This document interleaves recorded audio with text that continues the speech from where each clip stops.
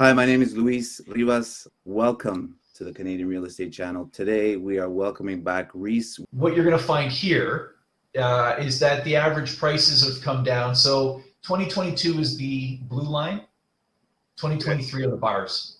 Got it. What you'll find is that the market has now caught up to where it was last year after the stupids. So market activity, we're down from last year to 52.40, but that is a lot of that is just simply that there's a lot less inventory now. Okay. So there's fewer properties to buy, right? Which is creating that increased competition again. That's why you've seen the prices going up. But you can see here, like sort of cumulatively, there's still a lot of activity going on, right? This is a beautiful purpose-built building. So it's a traditional brick yeah. sixplex. Oh yeah. If anybody's interested in this is not on the MLS. You're never going to see it on the MLS. If you have a real estate agent, too bad, so sad. Principals only, please, because this is going to go to one of our clients.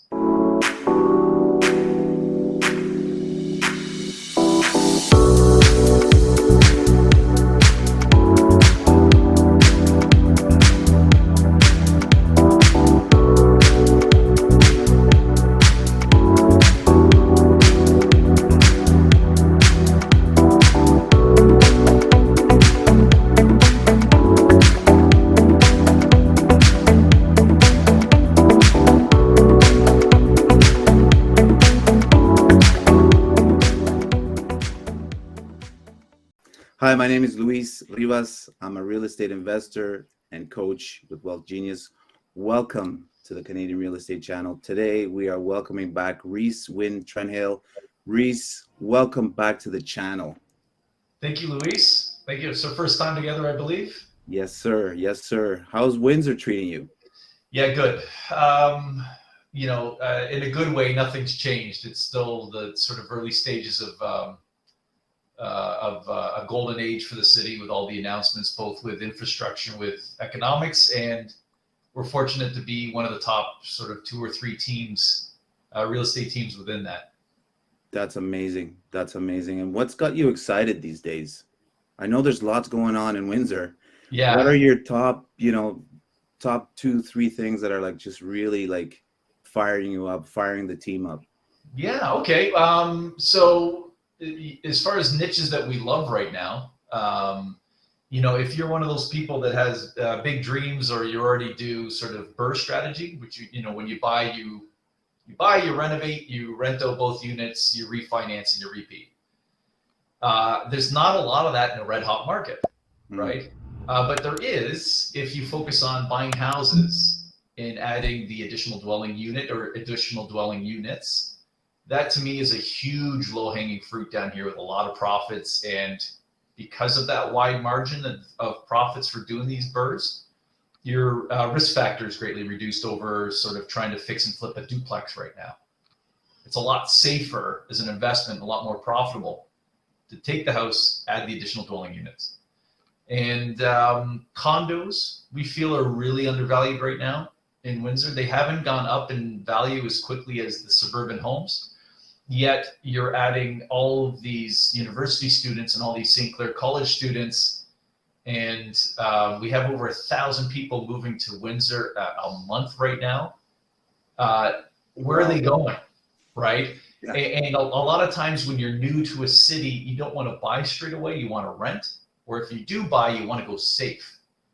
And to me, that all screams condo, right? So we really love condos. And then unfortunately, not really the bigger income properties. A lot of those are kind of really tapped out. But the smaller ones, that 2 to 6 unit range, we're still able to get people into cash flowing opportunities in that range as well. And in fact, I'll show everybody at the end one of those opportunities. We've got a sixplex coming up, and it's never going to hit the MLS, guys. So in pocket listing. It'll be scooped up. It'll be scooped up quickly. Half of our income property sales, you'll never see them unless you're our client. Yeah. Brilliant. That's brilliant. Do you want me to get to the presentation, Luis? Yeah. Let's get to the meat and potatoes. Yeah. So Luis, my team is the Vanguard Team. I have to update that logo, by the way. Apparently, we hit the top 100 again in 2022. And so, Congrats. I got to put that at Congratulations. the bottom. But I don't know how these things work, and we take the gold star and we move on. But we're very happy. We are one of the top teams in Windsor, and I mean, we have niche specific foci, so that each person on the team is an expert in a specific niche of real estate investment. So I'll go through some of the statistical data right now. We haven't done this for about 2 months, so I've actually got a little bit more data to play with here. So this is talking about residential sales, and the darker bars are the months from last year. The lighter bars are the months from this year. So what you'll find is that we had a huge plummet in January, February, and March of this year. But what you'll find is the numbers started coming back to normal in April, May, and June. And you can tell that the numbers were kind of normal the year before. I call this last year in 2022, I call this the stupids. This is when everything went bad crazy. It was an anomaly, wasn't it? We're comparing to last year, which was just a unicorn with two horns. January, February, March of 2022. By I think it was early March, I had instructed my team to start telling our clients to wait, because there was no way that it was a 36% increase in property value by then. From January to like March 31st, and so after about 20% growth, we were kind of like, guys, like, let's just wait. Like this isn't normal, And sure enough, it came right back down pretty soon thereafter. So what you're going to find here is that the average prices have come down. So 2022 is the blue line, 2023 are the bars. Got it. And what you'll find is that the market has now caught up to where it was last year after the stupids, right? What you're going to find is this number is going to continue to project upwards. This is an anomaly. So you're going to look at that number and go, aha, the property values are going down in Windsor. No, there were far, far fewer sales over $1 million. I see. Luxury home sales, for whatever reasons, in June went way down. And Rhys, the average price here, is this for single family homes or for? Yeah. We're using the single family home data because our real estate board really doesn't give us the income property numbers. However, they tend to fall in line. So we just use the residential data because it's still a good indicator of what's going on. Sure. So what you'll find is on the face of things, it looks like there's a drop, but there's not. There's been a reduction in luxury home sales. The sort of the $200,000 to $400,000 range is still an absolute dogfight with multiple. 200 to 600,000. With just like multiple bids on the best homes and that sort of thing. Yeah, still happening. But yeah, for point of reference, you're still looking at going from, I think it was 476,000 in December. So you've gone from 476 all the way up to almost 600,000. That's crazy. In 6 months, right? 7 months. So, and interest rates. I'm sure you'll talk about that later. These things should not be happening. Well, I'll get into why it's happening. Yeah, we've got a reasoning on this. Got it. But yeah, you're right. Yeah, for the record, guys, I haven't told Luis where I'm going with this, and he already knows where I'm going with this. So, yeah. Do your thing, Rhys. He's here, guys. He's cerebral, you can tell. So market activity, we're down from last year to 5240. But that is, a lot of that is just simply that there's a lot less inventory now. Okay. So there's fewer properties to buy, right? Which is creating that increased competition again. That's why you've seen the prices going up. But you can see here, like sort of cumulatively, there's still a lot of activity going on, right? So that's what you've got there. So last year there would have been some more listings in the summer months than there is this time, because sales are still about consistent, but we just have fewer homes to choose from. I always like this one because over time, Luis, if you've seen these videos over the last sort of 6-7 months, there was way more sales here. Sort of that, $200,000 to $400,000 range. That was more than half of the sales in a very short period of time ago. Now look where they're migrating. 400 to 800, right? The prices are all shifting up on us. And the interesting thing is that this number went way down. This number was almost double last month. So that was interesting. Yeah, and maybe that's where the interest rates are hitting a little bit. Right? So I bet you a lot of these people are now here. I see.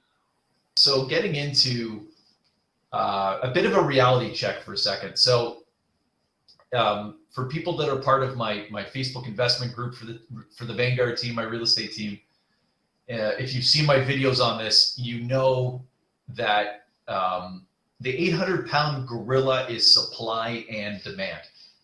It's this huge macroeconomic indicator that there's not enough housing for rent, there's not enough housing for purchase, so there are more buyers for the properties than there are properties, and the prices go up and the rents go up. But Rhys, what about inflation? But Rhys, what about interest rates? But guys, supply and demand. Yeah. All the other factors. Right? Yeah. Yes, they're there. Yes, they do have a little bit of an effect. But you can't beat the 800-pound gorilla that there's not enough housing. And until there is, it's supply and demand, supply and demand, supply and demand. This is the only time in my 20-year career where you can keep it really simple. Because that thing and that phenomena of supply and demand has gotten to be so big that it trumps all the other factors in the housing market, like inflation and interest rates. And I'll give you an example. So I'm sure you guys already been looking at the screen. This is average interest rate from 1975 when I was born. Me too. Year 75? Man, that was a good year. Good year, man. It's a good year. That's where all the best people come from. Yes. Clearly. I love it. Yeah, man. 75. All right. Oh, we'll have to compare what the stuff we know that young kids don't know anymore. Oh, that's another show. Yeah, I know. Yeah. Do you remember record players? 8 tracks. 8 tracks. I barely remember the 8 tracks. I remember a guy had a Monte Carlo 5.0 liter engine. Yeah. You can tell from Windsor. I just said the engine size. And he had an 8 track. And I was like, what the hell's that? I still remember. Yeah. So average interest rate from 1975 to present is 7.7%. Yeah. It bears repeating. The average interest rate for the last almost 50 years is 7.7%. So do you think interest rates at 5% are going to stop the economy? Because I can tell you on that chart, we were booming in the 70s, and then we weren't booming when the interest rates went up to 20% in the 1980s, which is right here, this peak here. Yeah. And then we were doing all right in here. And then I think 1987, there was a bit of a rough patch, which caused this. And then sort of Brian Mulrooney and John Kretchen and Paul Martin really started taking care of the economy in Canada really, really well. We had another nice run right through here, right? And you can see where the interest rates were. They were around 5%. Yeah. The economy was booming, guys. The real estate market was booming. Yes. Right? And then we started getting cheaper money in here. And then the global meltdown happened. And that's why we think money's free to borrow. It's because the global meltdown changed the landscape for a long, long time, right?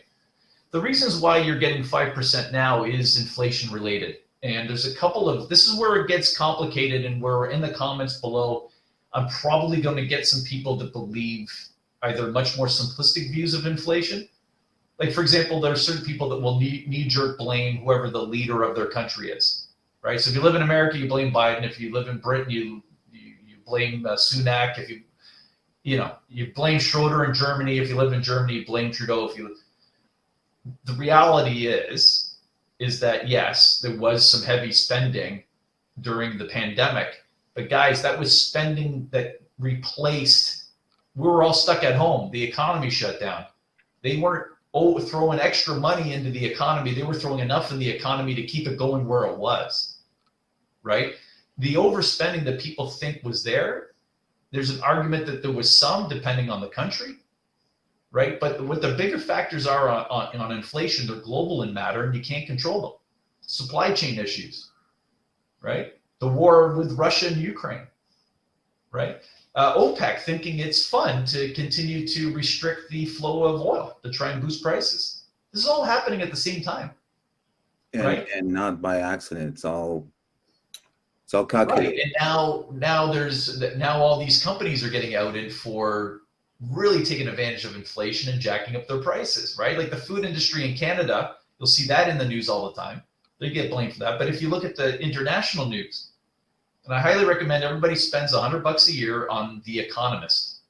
Get a subscription to The Economist, read The Economist. You will understand what is a global issue, what is a national issue, what is a local issue a lot better. And that helps you make better decisions as an investor. So with The Economist, I see that there are companies being blamed around the world because it's not a laissez-faire economy, guys. You only have 9 companies in the world that control all the food. All the automotive industries are completely intertwined. Mm-hmm. There's no more, governments have to regulate because you can't just let the market decide anymore. Laissez-faire economics is dead because of these global conglomerates.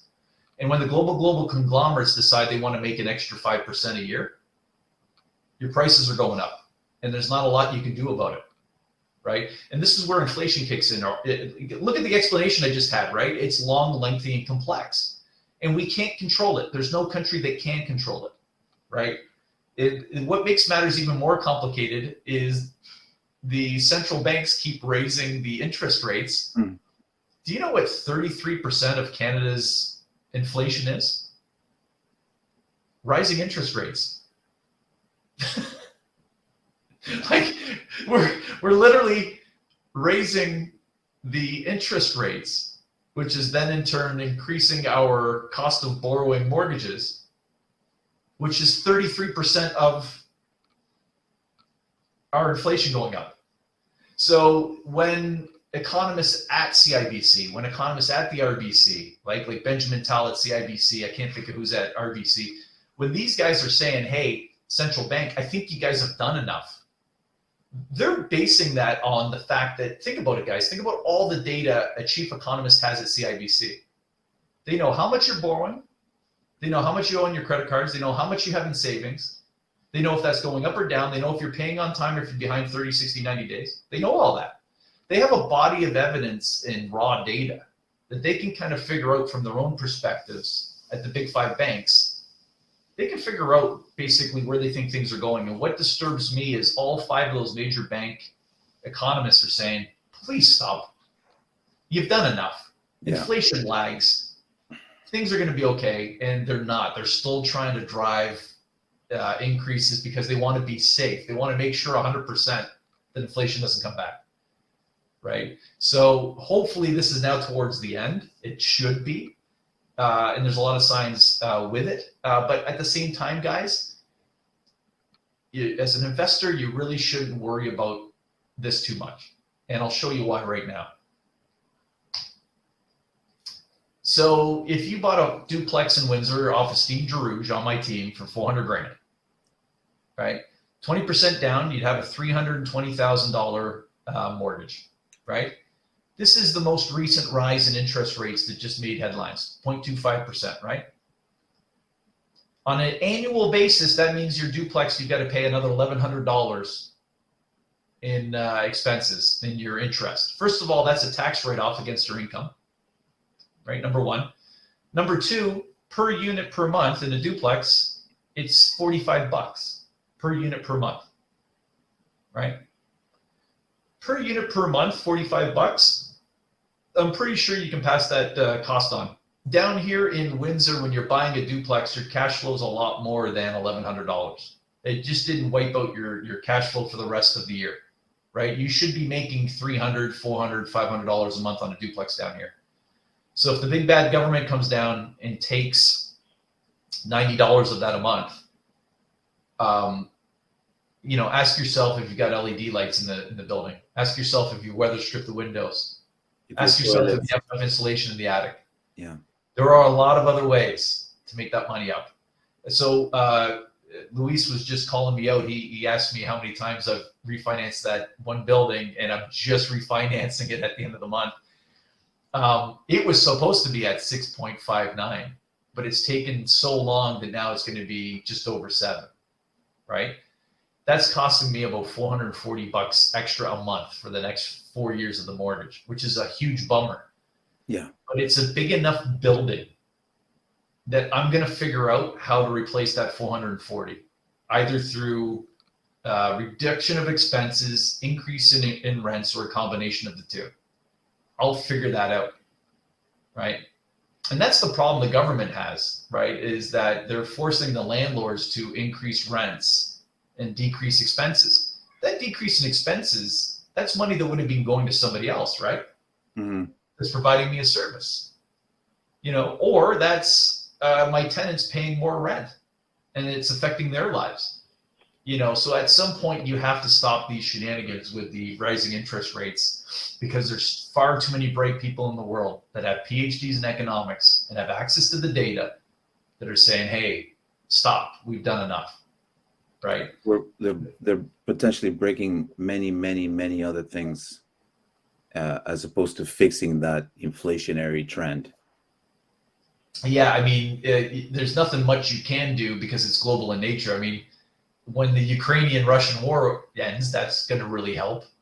But I mean, beyond that, I mean, OPEC is playing games, and with oil prices. I know oil just plummeted, but I mean, that doesn't mean long term it's going to plummet. I mean, they've really restricted production. So anyway, these are things that we can't control. These are things we can't worry about.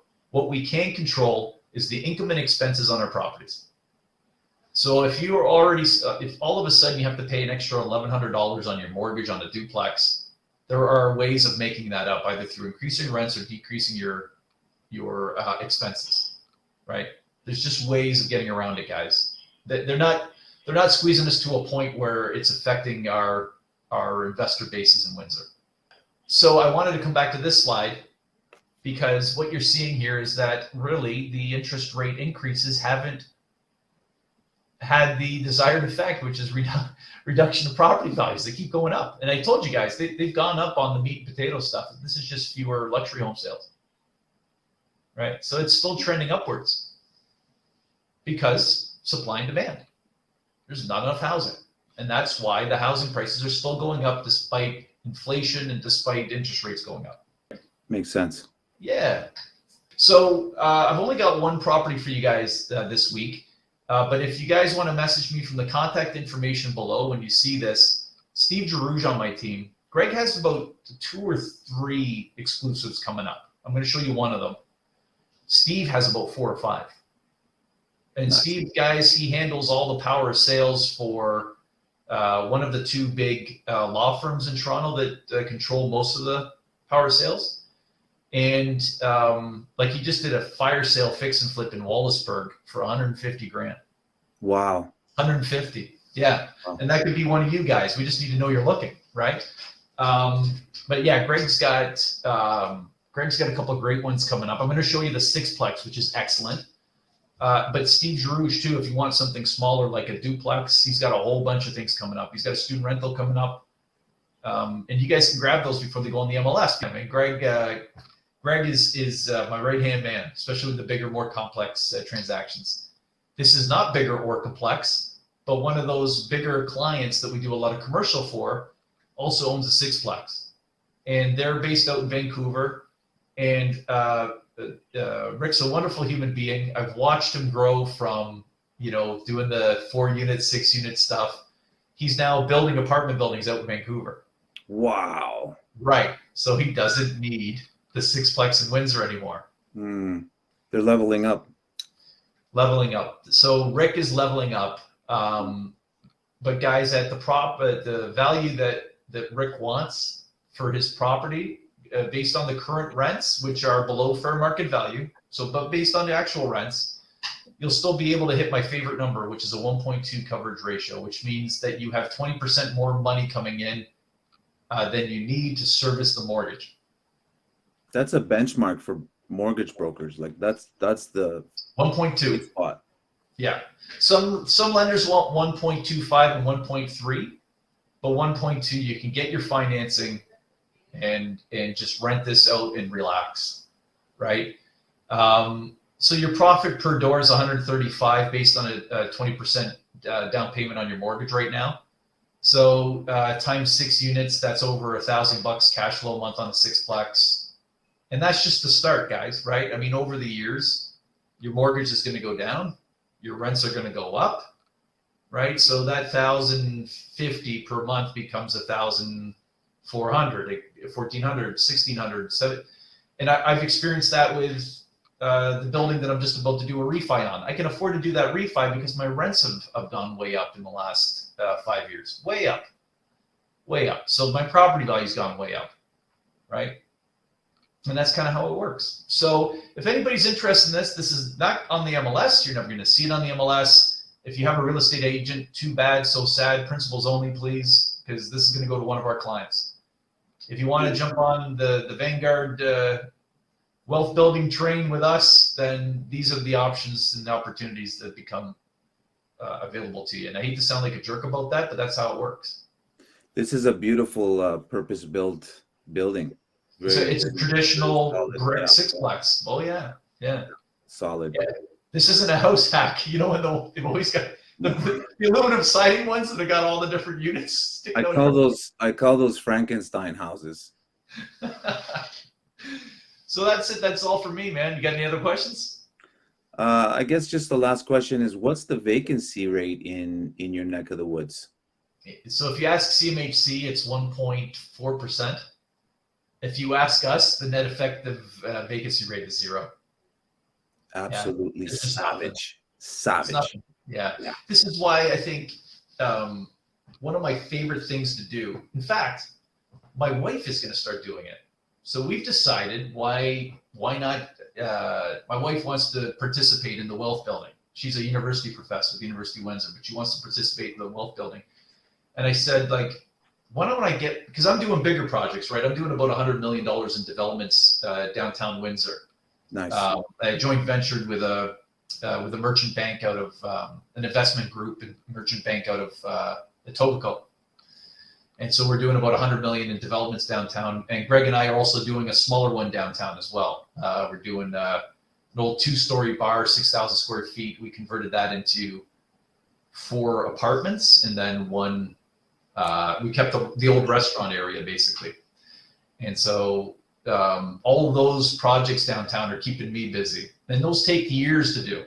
So the result is profound, but it takes time to get there. In the meantime, I think what we're going to do is have my wife buy a house, add a mother-in-law suite, right, which is the additional dwelling unit, and then we'll resell it. And that money, the profits, we put onto our homeowner's line of credit, pay it down. And she's going to do it again. And she's going to do it again and again and again. And yes, we're not building up a portfolio, but we are building up the cash flow to create the war chest on the homeowner's line of credit so that nobody can mess with us. That next time that global meltdown happens, I've already got the war chest ready to go, right? Got that money sitting there on that line of credit ready to write checks when the inevitable recession comes, right, at some point. So that's the idea. And yeah, it's kind of weird making that public, but I'm trying to give people ideas for investment, right? We've got great tradespeople down here, great property managers down here, great contractors down here. So you're not reinventing the wheel. I mean, when you hire us for wealth building long-term, you can grab everybody that we use to build our own wealth. That's excellent. Yeah. A lot of people call it the power team. Yeah. Right. So I can tell you, most property managers are god awful in this city, and they're god awful in every city. Mm. The bigger problem, and the other problem that you have, is if you've got a duplex, what property manager is going to sincerely take care of your duplex properly when they've got 20-unit apartment buildings, 40-unit apartment buildings to worry about?